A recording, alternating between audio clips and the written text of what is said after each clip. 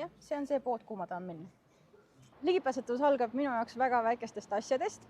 Näiteks praegu mul on selja taga väga tore ja positiivne prillide ostmine. Ostsin endale aksessuaarina päikeseprillid.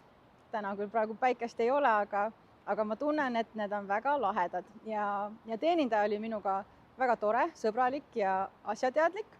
Kui ma poodi sisenesin, siis minule tekitas kohe sellise oodatud tunde see, et mind tervitati ja pakuti kätt, et kas mul on vaja saatmist, juhendamist.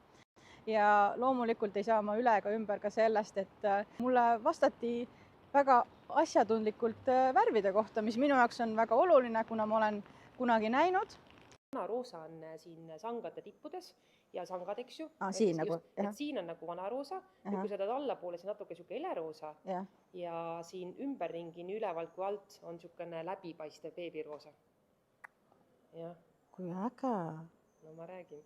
Ja see on, vaata, ta on siuke, kui sa puudutad ka, siis on siuke natuke geomeetrine, et tal on tekstuur. Päris mõnus on ju. Ja sang on ka, et kui sa nüüd ära võtad, siis sangal on samamoodi, vaata, kui sa nüüd puutud, hästi siuke mõnus. Just eriti seal, eks ju, siin esiosa poole peal. Päris lahe raam.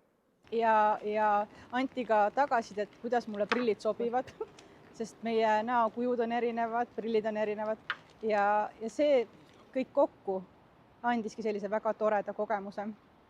Ja ma kindlasti lähen sinna poodi tagasi.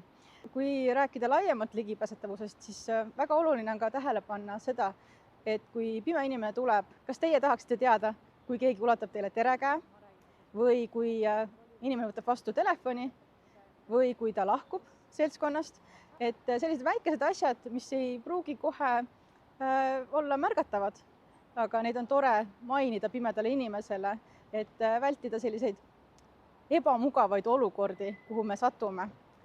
Ja ükskõik, kuhu ma ka ei lähe, kas lähen sõpradele külla, kus on uued inimesed või ma lähen poodi, jällegi pole vahet, kas on prillipood, toidupood, siis inimestelt ootan ma eelkõige alati avatud suhtlust ja sõbralikkust.